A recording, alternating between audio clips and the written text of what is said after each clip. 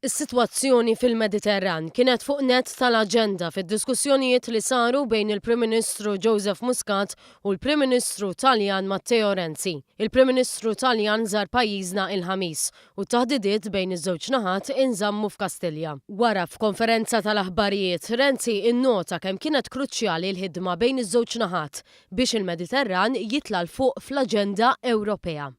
Ma in Consiglio europeo con il Primo Ministro Muscat la collaborazione è sempre stata molto forte, molto seria, molto significativa e davvero importante.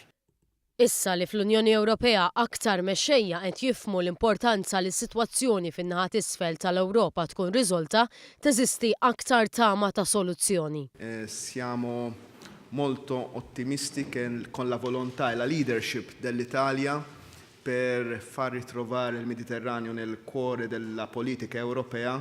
C'è uno spiraglio di ottimismo per andare avanti. Renzi żied jgħid li huwa żball kbir jekk il-Mediterran ma jkunx ikkunsidrat bħala ċ-ċentru tal-Ewropa.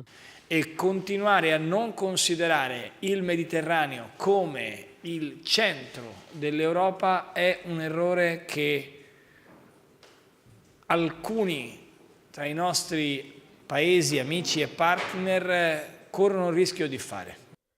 Kruċjali għal paċi fil-Mediterran hemm il-Libja. So our priority and the focus of our discussion was to see how we can first of all entice the international community to act even more.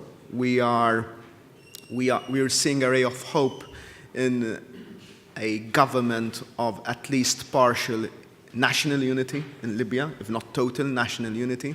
That should be followed up back to back with a United Nations Security Council resolution. Dwar il-konsegwenzi tal-problemi li tista' ġġib il-qagħda fil-Libja tkellem ukoll il-Prim Ministru Taljan. La Libia è un problema che riguarda tutta l'Europa e che se l'Europa non affronta diventa una sconfitta per la dignità delle istituzioni europee e internazzjonali, ma diventa anche un elemento di oggettiva pericolosità. F'Kastilja, iż-żewġ mexxejja ddiskutaw ukoll l-immigrazzjoni, l-enerġija u relazzjonijiet bilaterali b'saħħithom bejn iż-żewġ pajjiżi.